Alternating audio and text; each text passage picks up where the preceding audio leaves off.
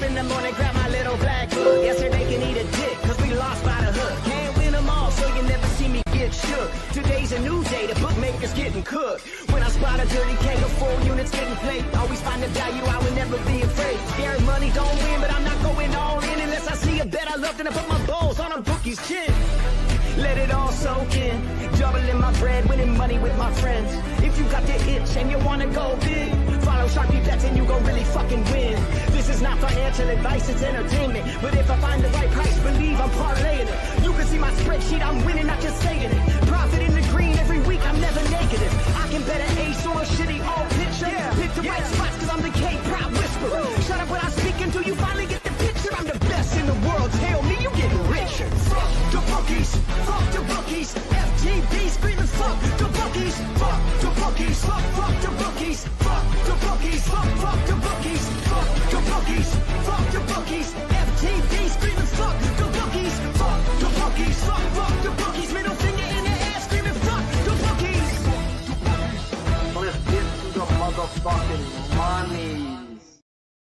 Let's get to the motherfucking monies.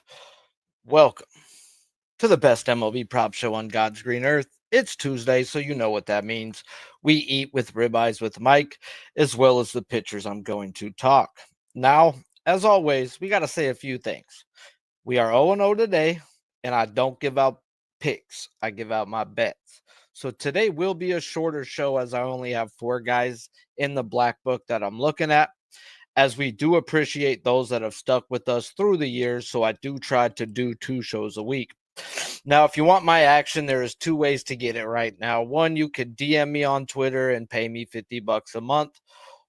2, I tried to tip the weatherman last night, Keith Roth for Roto Grinders on Twitter, and he's a man of the people. So I have a contest going on Twitter where the winner will be announced August 8th. Rules are must follow me, Spin Doc Sports, and Kevin Roth. Like, retweet the post, that simple. You will get Cash App $50, and you will get a month of my bets, and you will get a month of Spin Doc Sports bets as well. So it's over $150 worth of shit right there, including green fucking cash. So without further ado, guys, let's get to the money. If you like what you're hearing, please hit the like button. And if you're new to this channel, please hit the subscribe button as well. First guy we're going to talk about is Tyler Glasnow at the Reds. Morning line 7+ -149 on FanDuel, or 8+ or on MGM, or 8+ on FanDuel. Pitching out 16.5 at a pick'em. Earn runs 2.5 -140 to the under. Projected lineup is 5 righties and 4 lefties. Glasnow gets the Reds after we freaking shellacked them last night with Yoshi, guys. And their overall numbers are good. But who have you seen is what I'll say to that. And that's why I ran Yoshi. The key was there. Now with Glasnow, we have a guy in the zone 4.5% more than league average, yet has his worst zone contact since 2017. And his chase is down 5% from last year and 6% from league average. Well, his first pitch is drastically down 8% worse than league average, where over the past 2 seasons, he has been 5% better when it comes to the first pitch strike. Well, good news, guys, is Glasnow has been working his way back from injury, and the last few games have come to look like himself, as this year he has only thrown 36 innings compared to an average of 125 over the past 2 seasons. So if Glasnow is going to pound the zone, throw first pitch strikes, can we please get this damn lineup? As the projected lineup does not have Espanol or Trevino in it, and they are some of their better contact guys. And it's projected we have 6 of the 9 bad at zone contact, with one of those 3 that are good at zone contact takes first pitches and takes pitches in the zone.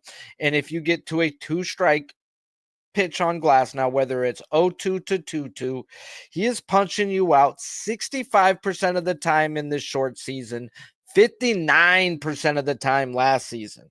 Now, a bonus with Glasnow, and why he does punch you out if he gets you to 2 strikes, is his chase contact is just a 0.5% worse than Spencer Strider through their careers.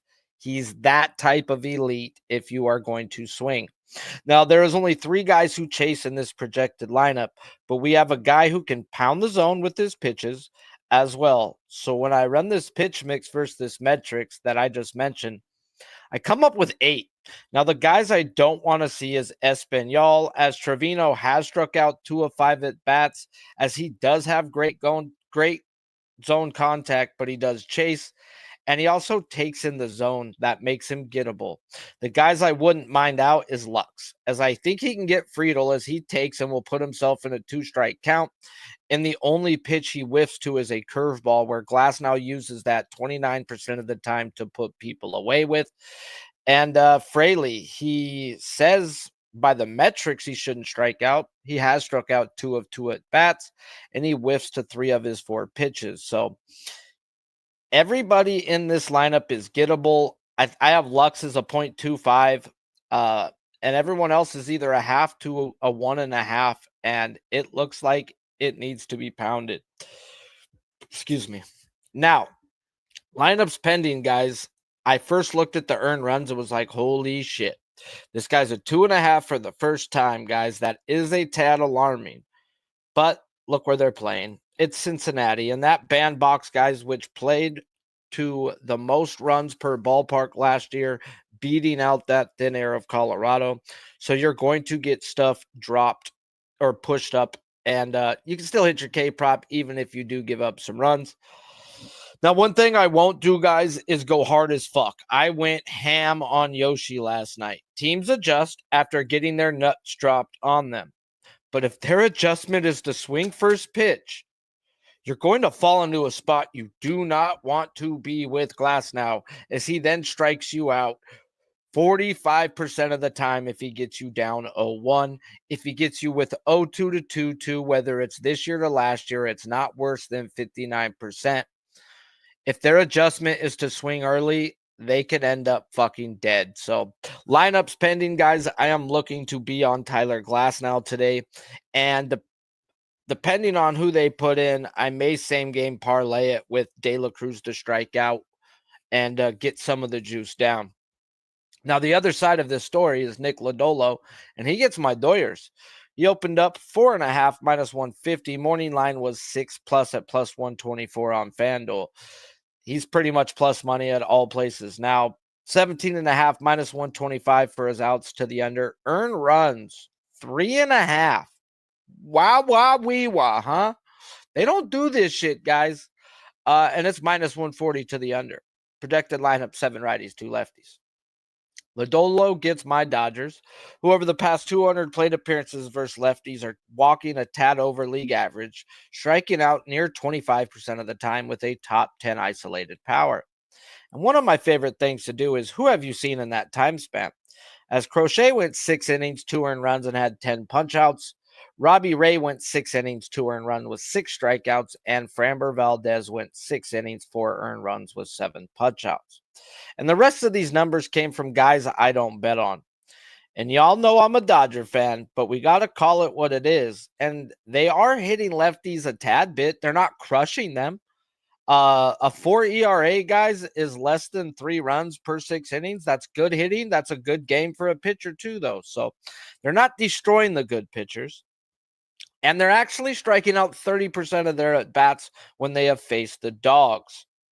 And now the question comes back to, guys, is Lodolo a dog?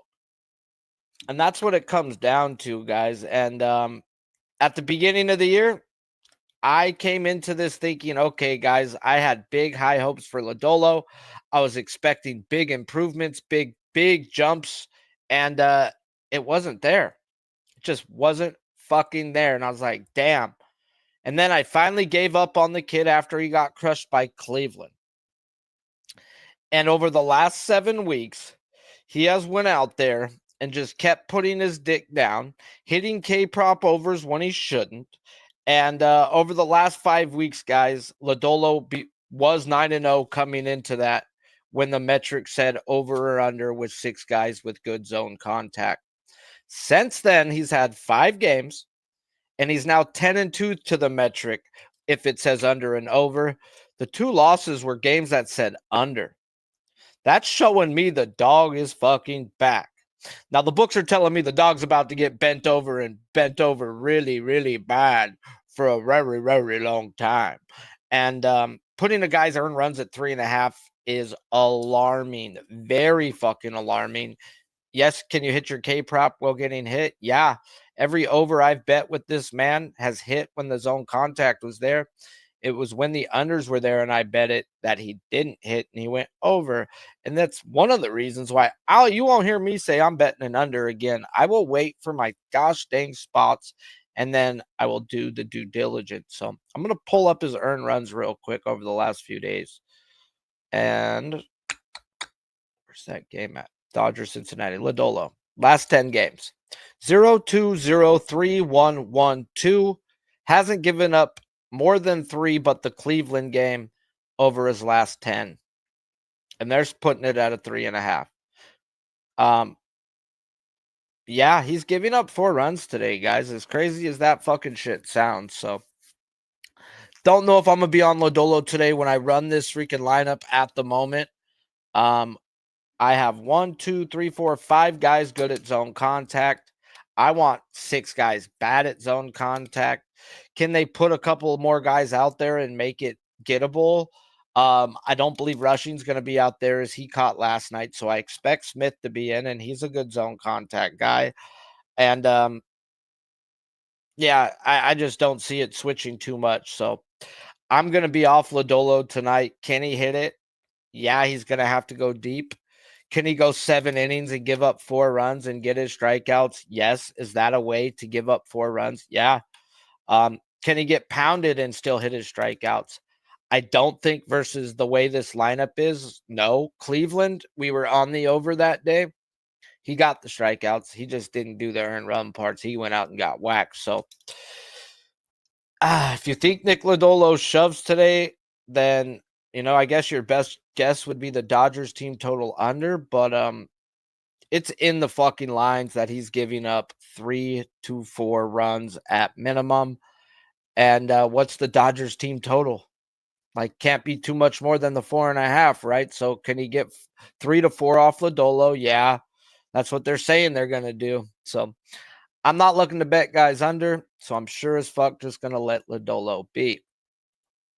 Now, I'm going to look at the next guy on the board. Do me a favor, if you like what you're hearing, smash the like button. If you're new to this channel, please hit the subscribe button as well. Jesus Luzardo at the White Sox opened them up 6.5 plus, or 6.5 minus 110 on DK. It was pretty much, it's gone down to like minus 105-ish. Pitching out 17.5 at a pick'em. Earn runs 1.5 minus 155 to the over, or 2.5 minus 165 to the under. Projected is 9 righties, 0 lefties.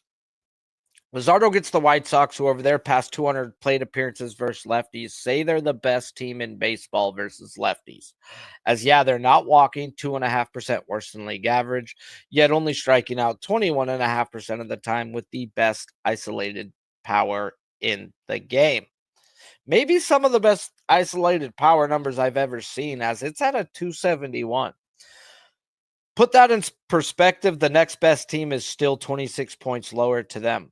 So are these numbers real is the question. And we go look at who they've seen.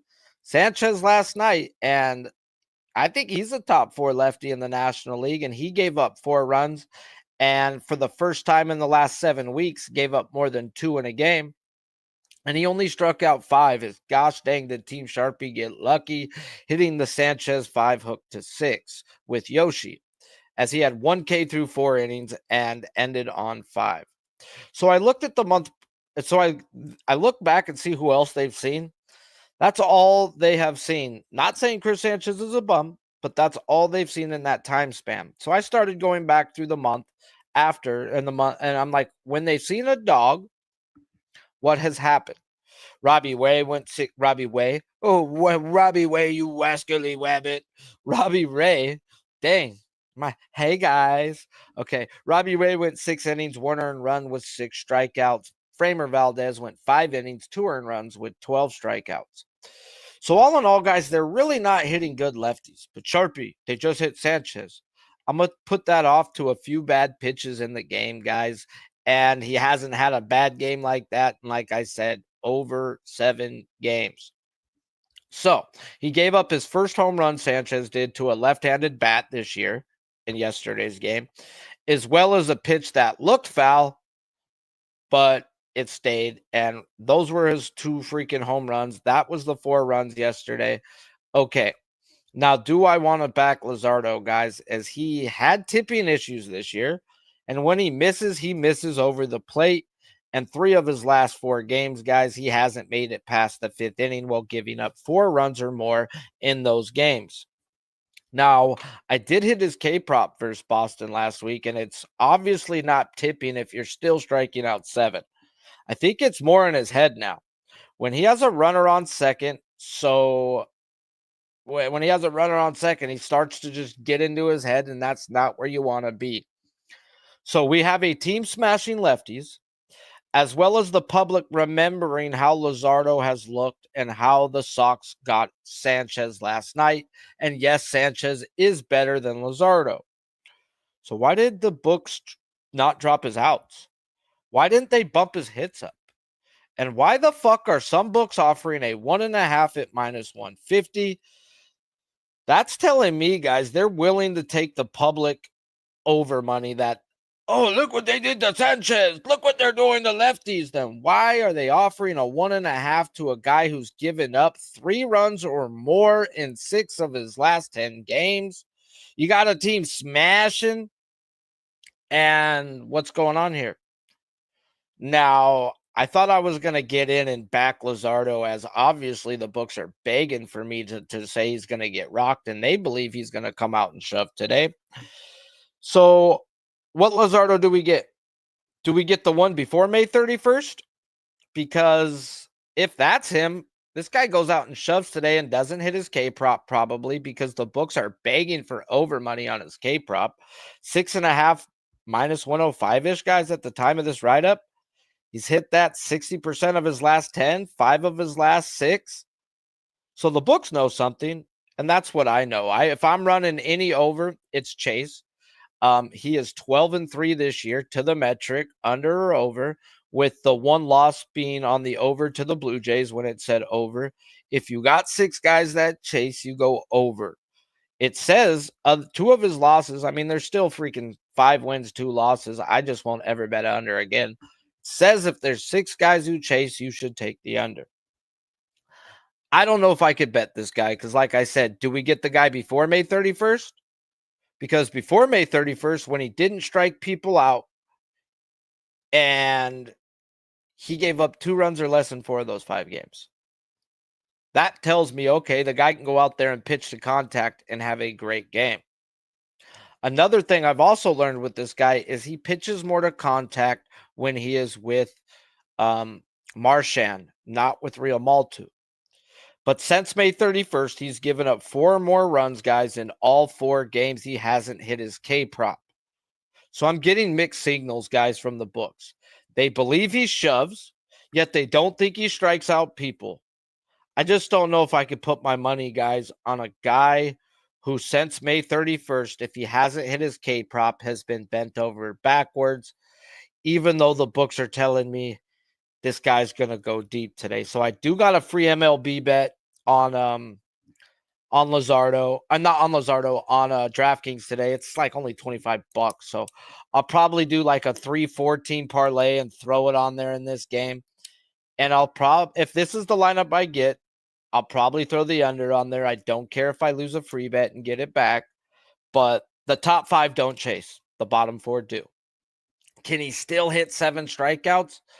Yeah, if he goes 7 innings, it could be right there on that 6-7. But as this is slated with Meredith, Slater, Cuero, Vargas, Benintendi in the top 5, those 5 don't chase. And if they're not going to chase, there's a problem. And Sosa doesn't chase either. That's another problem. That's 6. The guy is 5-3 to the under when he got guys who don't chase. But like I said, Luzardo before May 31st still shoved when he didn't strike people out.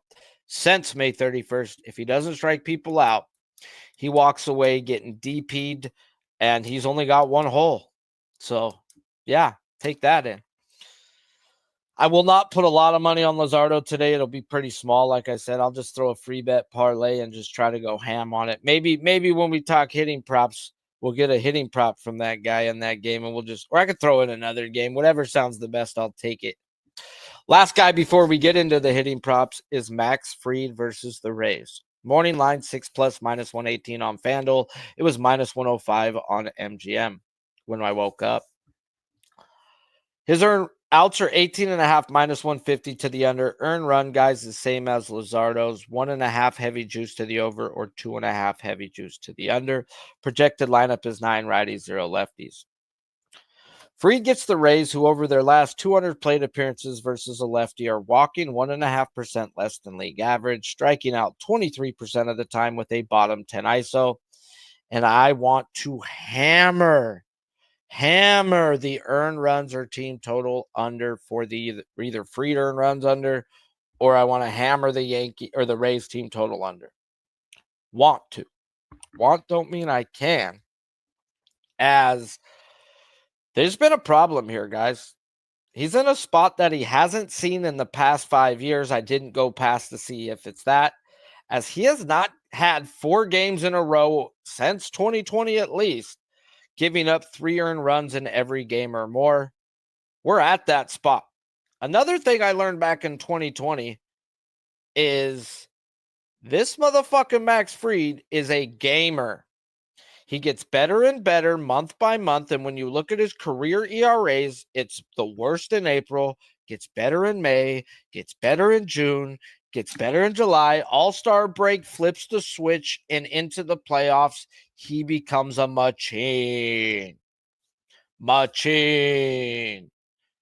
Today counts for Max, guys. Let me talk to you. Now, the issue is I don't think I could bet him until I watch the first inning, as Max has been dealing with a blister issue, and it showed in his last game. As through the year, guys, he has thrown 73% fastballs, be it a four-seam, cutter, or a sinker. Last game, it was 82% of the time. As well as his curveball, which is a blister-causing pitch, usage was down to near 12% compared to near 17% on the year, and his sweeper usage on the year was 11%, and his changeup was a tad over 9%. Those were both at 4%. On 102 pitches, he threw 82% fastballs last week. Is that blister causing? Yeah, probably, guys. Is his blister better? I don't know. I need to see close to what he does in the first inning. He's a 73% fastball type on the year. I need to see close to that. I'll take 75 in the first inning. I need to see a couple breaking pitches. If he's going to try to just 3-pitch fastball him with a couple breaking balls and baby this blister along, I cannot back Max Fried today. So if he's going to be the Max Fried that I know he can be, yes, I'm going to hammer it live and get in and drop my nuts on the table. But if I see close to that 80% fastball, sinker, cutter in the first inning, I'll be at work. I'll be paying attention. I'll be making little marks on a piece of paper. I'll post if I get in live, but yeah. So as of right now, guys, Glasnow is the only one speaking to me. I'll probably do a parlay with how I want to back Luzardo, but I wouldn't put a lot of money on it, guys. I don't got faith in the guy. But I do know how to read lines, and I do know what the public does. The public remembers yesterday more often than not. Sanchez got blasted. Sanchez is better than Luzardo, I will say that. And the White Sox are the best hitting team in baseball versus a lefty over the last month. And 6 of his last 10, Luzardo, he's given up 3 or more runs. Why the fuck is it at a 1.5 -150 on his earned runs? Tells me we getting that old Luzardo, guys. And if that's it, I'm going to have a $25 parlay that pays me really, really well. Because I'll probably take his strikeouts under, his outs over, and the earned runs under, and get some stupid plus money. I'm going to try to act like I'm Bill Belichick and call the whole game and watch that fucker get 7 exactly and fuck me square in the eye hole. But yeah, it'll be my free bet with the parlay. So I'm not going to go too crazy. Fried is a watch first inning. If we can get 22 to 25% breaking balls. We're getting in live to back the team total under at least first 7. I'm down to back Weaver and Williams. Yes, Weaver has had his issues, but lately they've been going Hill Williams. So either which way, I like the back end of the pin. They have fucked me once or twice, but they've won me a lot of money as well. So without further ado, guys, if you haven't smashed the like button, please do. And if you're new to this channel, please hit the subscribe button as well. It's that time, guys. It's that time to talk hitting props. We've been gone from this show for a week or two, but he has his show every fucking day of the week and then streams on the weekend for y'all too. Y'all know him as Mike. I know him as the last fucking Megalodon living. Megalodon, the size of really 2 school buses. Are they extinct? Are they extinct? That's the big question. What's the new evidence now? A satellite photo near Sao Paulo. When you compare them next to the first photo, I'd say that's a 70-foot shark. It's a 70-foot shark, my guy. How you been? Been a minute? It's been a minute, dude. I'm glad to see it. Hope all is well. The fam, you guys doing well, doing the thing. How's the daughter doing? Man, she has to live here, bro. You couldn't ask for anything else. God is good. God is great. You know what's good too? Baseball. Baseball hasn't been good to me this past week, man. Coming out of this All-Star break has been rocky at best. But, man, we had over 100 units in the first half of the season. So think about that, Sharky. One unit bets. We're putting up over 100 units in baseball. Let's go. Usually I cower at my big bets, but since I've added in a little extra to some of these guys, I'll put 300-400 on a guy and feel comfortable now. I put 300 on Yoshi last night.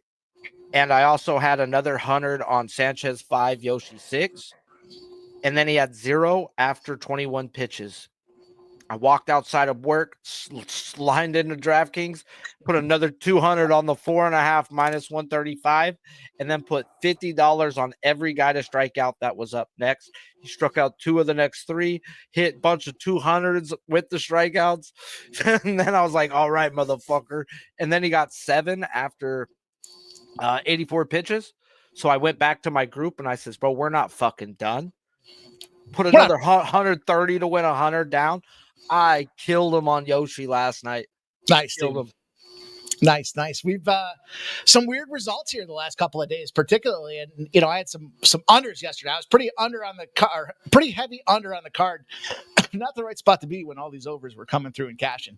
Teams like the Rockies putting up an 8-pack. You see the White Sox tossing up a 6-pack. But, hey, it's that time of the season. We got the trade deadline right around the corner. So it's going to be fun to see who's changing jerseys as they get rolling out there.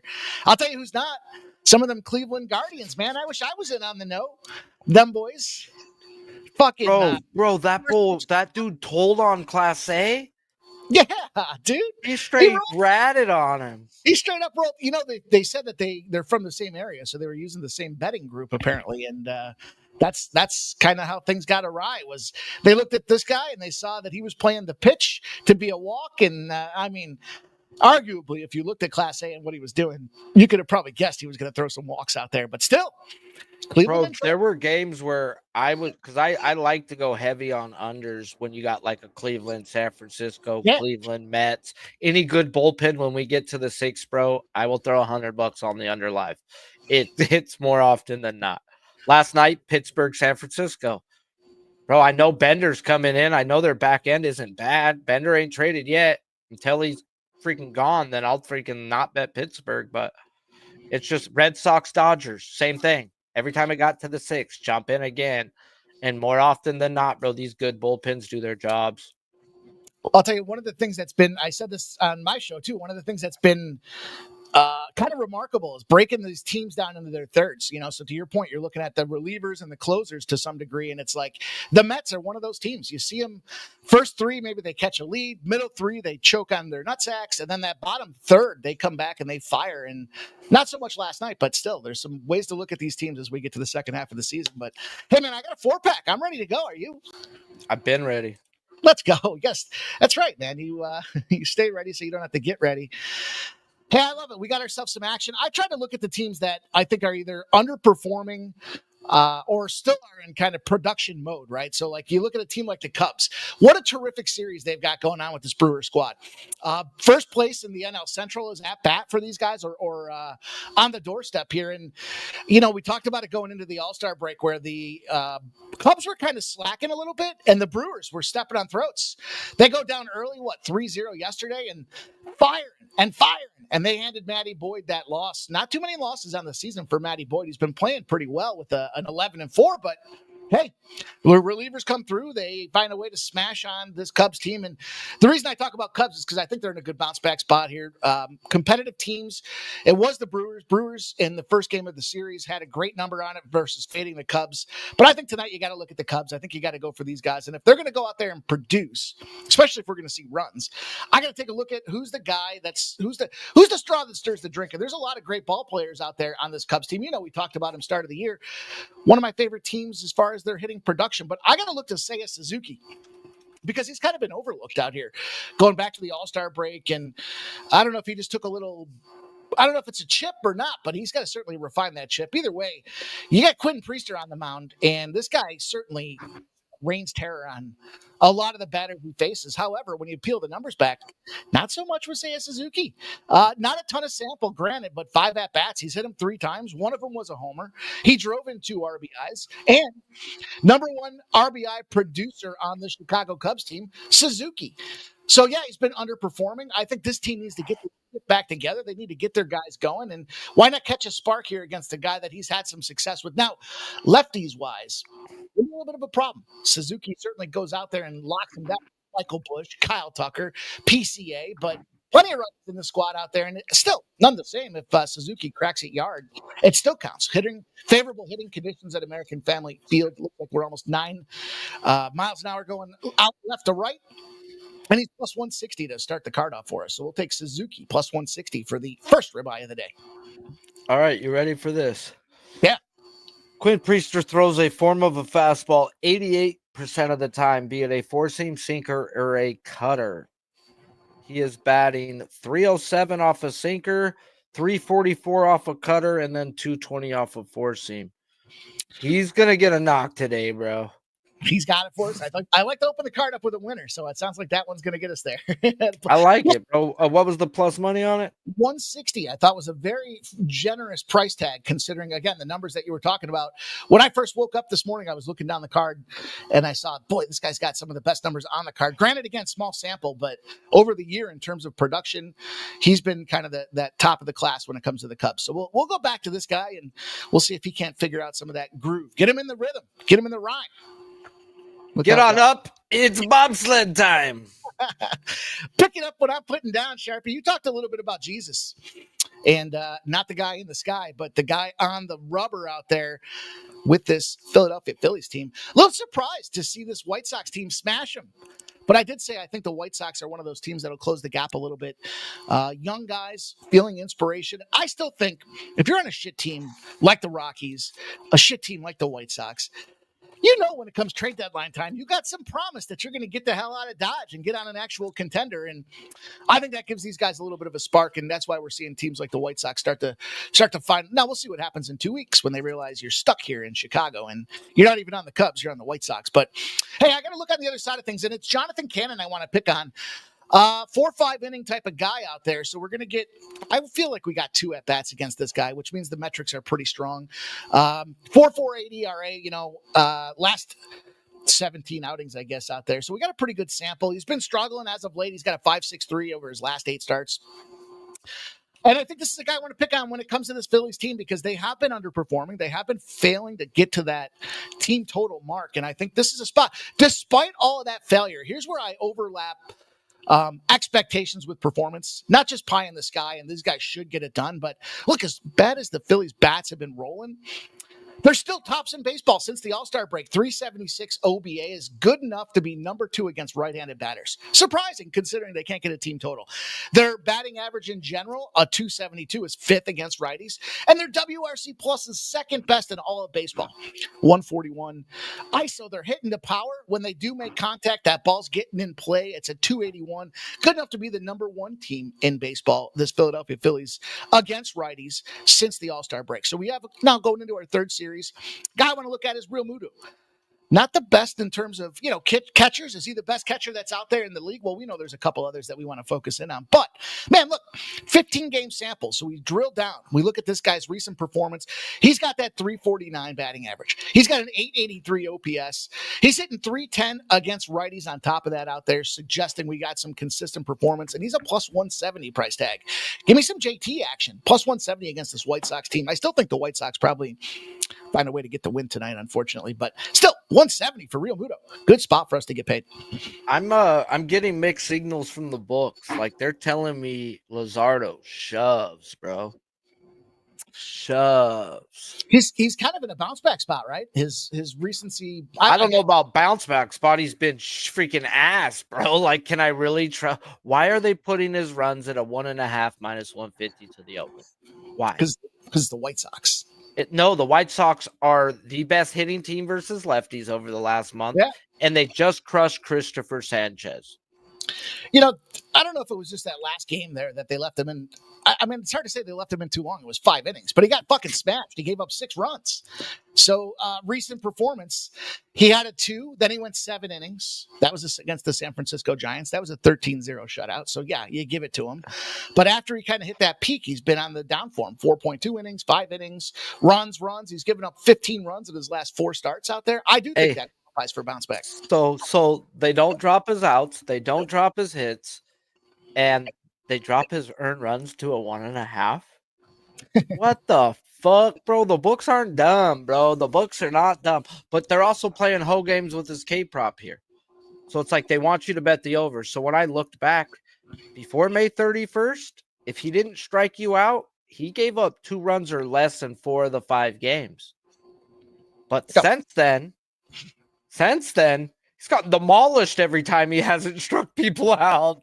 He's gotten 7 Ks in his last 4 starts. That too. Why are they happily petting that 6.5 at damn near even money?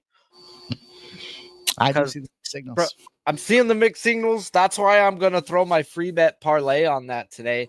And I'm going to have to put JT in it because you talked that game and JT's going in it. And I don't want to be on the puss safe side of things here, but tight game for sure, especially with the lack of ability to get to their team total performance out there. But the run line, minus 105, you could probably find some even money spots on that White Sox run line out there. I don't know if it's puss safe, but I think it's a tight game. I think I think Sanchez can still, Luzardo can still do his thing out there, but I think it's a tight game. We see the totals at that key number at 9, slightly juiced to the over. I don't know. I don't know if they're expecting some. We'll see. This is a tight game for sure, but I still like Real Muto. Fuck him. 170. Let's go. Fuck him right in the eye hole. By the way, I caught the DP comment. I mean, there are technically 2 holes, but that's a different story. Oh, Lord, the Heavenly Father, Lord, forgive him. He doesn't know better. All right. Back to the third guy on the list. Let's go to the Angels. Let's take a look here. This is a guy that I've been fucking hammering, and he went, whoa, take a step back. I've been betting his action pretty consistently, and he was on a hell of this guy might be underrated. One of the best tears going into the All-Star break here was Joey Adell. Man, and he's got Patrick Corbin on the bump. Now, Patrick Corbin has been a bit of an enigma this year. Shouldn't be in the league anymore. He's fucking old man time. And the thing about Corbin, when I say that, is even though you look at his years and you're like, he still might have a couple in him, what they do with Corbin, especially when he was with the Nationals, is they left him to get out there. Again, it was roast him like a fucking marshmallow at the campfire, man. This guy would go, he'd give up 6 runs, 7 runs, 8. They still keep him in because they didn't want to manage their bullpen, I guess, or they just didn't have the pieces out there. Nonetheless, he goes over to Texas. He starts the year phenomenal. Right, he's kind of, for Patrick Corbin purposes, and he's got himself a 3.78 ERA. He kind of went down the shitter there, like towards the end of June, coming into the All-Star break. But then, man, his last 4, he's taken that ERA to around a 2. So, are you going to fade Patrick Corbin? The answer is yes, because we know that we've got the hitting-friendly confines of the LA Angels opportunity. Corbin goes on the road; his ERA on the road's a 4.39. So, yeah, he's been performing better, but he's still miserable on the road. And, in terms of comparison, it's almost a 1.5 higher than when he's at home. So his FIP goes up 2 full points out there. So the road is an issue for this guy. And Joey Adell's been a fucking monster. Now, the weird thing, I like to look at lefties on the mound, and I like to start thinking fades here. And of course, like the last 3 weeks, the Rangers have been a team that's been identified as a fade and go to the under spot. Not fade the Rangers, but go to the unders. And they're still finding a way. That athletic series, that 8th and 9th inning, they're swinging until the end. So I think we see some fireworks. I think we see some performance. Again, the key number set at 9, moved up from 8.5, so it kind of supports the run factor. The Angels, lefties, since the All-Star break, hitting 8th best in baseball, 349 OBA, 125 WRC plus is 7th best. They're getting walked quite a bit as well. So that strike discipline, that plate discipline is intact as well. 351 OBA at home against lefties as well. So all signs point to give me somebody, and it's Joey Adell, 145, right in that sweet spot for a guy that's been nothing but consistent on a shit team. And I think it's a good opportunity for us to get us back here for plus 145. Adell. Plus RBI. 145, bro. I'm over. You got me looking at hitting props now like a jackass. That shit's minus 155. They know. What is his fucking double at? I'm looking at Neto, bro. Neto has seen him 6 times, has a double and a home run, and over the last 3 seasons is top 10 in every fucking power category there is versus a lefty. And this is a bum lefty. Ward hits 462 off the guy. I think Ward's also in a good spot to bring Neto in. Trout sucks cock, bro, but if he gets a hold of it, it's gone. Yeah, I think Corbin gets mauled today, bro. Yeah, I know. This is a tricky spot. I think the Los Angeles Angels team total over is a strong look. I think you've got plenty of different ways to get paid when it comes down to it. The Rangers, man, as much as their bats have come to life, I took a spot yesterday and I thought was a good look there with DeGrom, and it was him 7+ strikeouts, so we got a 7. And then the Rangers to win. Well, they were fucking down early and then often, and they just couldn't recover. I don't know that they bounced back. Josh Jung's another guy that's supposed to have some favorable ratings here today, but he only hits a 143 against Kikuchi. So I stayed away from that Texas side. If I was going to go back, if you gave me a free bet and said, who would you take on the Rangers? It'd be Corey Seager. Again, I had him yesterday. He underperformed out there, and I think this guy has been too consistent on that Texas team to continue to stay at this rate. Lefty-righty matchups. Lefty on lefty, he smacks him. He's hitting a 247. He's second highest on the team behind Sam Haggerty. And guess who's in front of him? Sam Haggerty. So Corey Seager's not a terrible look either. But for all intent and purpose here, I'm going to jump in with some Joey Adell. He's been my guy. Bro, Zach Neto is the cheapest plus money in the whole game for a double. That's crazy. Over Trout, over Seager, over all them dudes. He's plus 285 to get a double tonight. What's his home run at? Home run. He is plus 400. Yeah, I'm going to throw like 25 on both assists. And Corey Seager's home run prop is down to plus 140. Crazy numbers, dude. Those are stupid numbers. I got plus 250, but I still wouldn't bet it. Seager's down to a 125 for an RBI. There's Ward with a 140 as well. Where's Nito? There's Haggerty, scrub I was talking about, 260. And there's Nito, plus 170 over at DraftKings for Nito to get an RBI out there. Some good money too, man. Yeah, but the back end of the Angels lineup is so bad. Yeah, that's true. No doubt about that. Like you would want like Renfigo to be at the 9 hole, so you would have somebody on base, hopefully. Renfigo, I can't find it. And Darnold as well, coming over from the Braves there, has been certainly a letdown position. Camparo, never seen Patrick Corbin. That's going to be an issue for that guy. Yeah, you're right. The bottom of that lineup sucks. I'm trying to find just straight hit for Neto, and I don't think they're going to offer me that. Is that freaking cock holster shit? Total base. Oh, hits. There we go. Yeah, there's minus 300. You're going on a parlay today, Mr. Neto. All right, my guy. Let's get to the last guy. Last but not least, my friend, we're going to go down to it. Look, I think this team's, we talked about it. I've talked specifically. It's going to be the Phillies versus the Tigers. in the World Series. And I got to put my money where my mouth is here. I love this spot here. The fucking Diamondbacks fucked themselves up. They broke themselves. They did it. Maybe they did it on purpose because they lost that. They got swept that series over the weekend. Maybe. Then you start moving pieces around and you take a guy like Naylor, and all of a sudden it's like, wait a minute, what are we doing out there? And hey, they got the under yesterday for this Tigers game. It was an early explosion on the offense, but then the bullpen for Detroit or Arizona kind of came in and locked things down 5-1. But the Tigers, mediocre, underperforming. They only won one game against that Toronto series. They had road starts against that All-Star break. They're coming off the All-Star break. They go back home. They get busted up 3 times out of 4, but they found back-to-back wins. The offense, maybe 10 runs against that Toronto game, 5 runs yesterday against the Arizona spot there. Are we starting to catch this team picking it up in waves? Maybe. Guy I want to look at here is Gleyber Torres, former Yankee. A lot of his exposure there came against this. Well, at least when he was pitching out there and facing some of the or batting rather, facing some of the pitching staff, it was with that Yankee squad. But this guy's at 215. His on-base percentage, he's got a 379. His last 7 days, he has come to life. 27 at-bats, 6 hits, 1 homer, 4 RBIs. Keep that in mind. 7 days. They weren't scoring shit for runs up until the last 2 days. So he still found a way to pick up 4 RBIs. Played yesterday.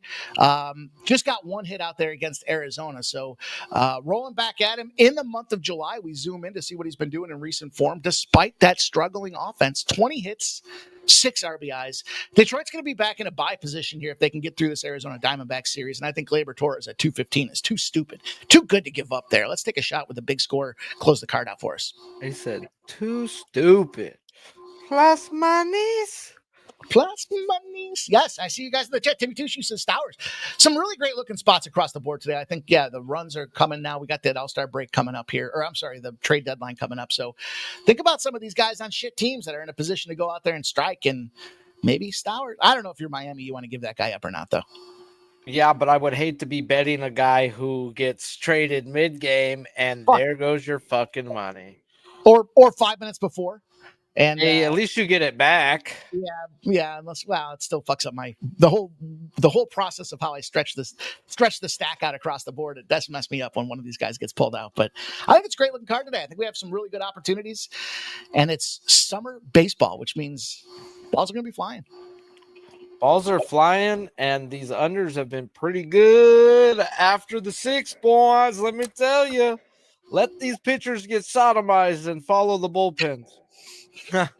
Appreciate you guys always. It's Tuesday. I got work today, unfortunately, but Mike's got his show going. Let him know what you got going on, where they can find you. Yeah, man. We got things rocking. 6 p.m. We'll be doing pre-gaming. And I think I'm going to drop on live and do some horse racing tonight with our friend. Look, check me out. I got a winnable thing going on, Sharpie. Winnable / Mikey Money. And I gave out a free play for this Baltimore O's this afternoon. So I'm going to be sweating here. I just see that it was 4-1, 2 runs scored. Jays. Now it's 4. I'm sorry. Yeah, 4-1. Now it's 4-3. So let's see if we can. Another game where if it's closer tied at the 6, I'm getting in on the under. Dude, they had fucking the number was pegged at 10. I was like, whoa, and it's a doubleheader, so I always get a little trepidatious about that. Hey, there's 7 right now, bro. They might get over the 10, and I might get the 10 and like the 11.5, 12, and I'll cash, bitches. But I only want 2 good bullpens, though. I don't want guys who are going to go out and just shit on me all over the place. And do they have good bullpens? No, but they have decent back ends of the bullpen, and that's where I want. And I love Baltimore's back end.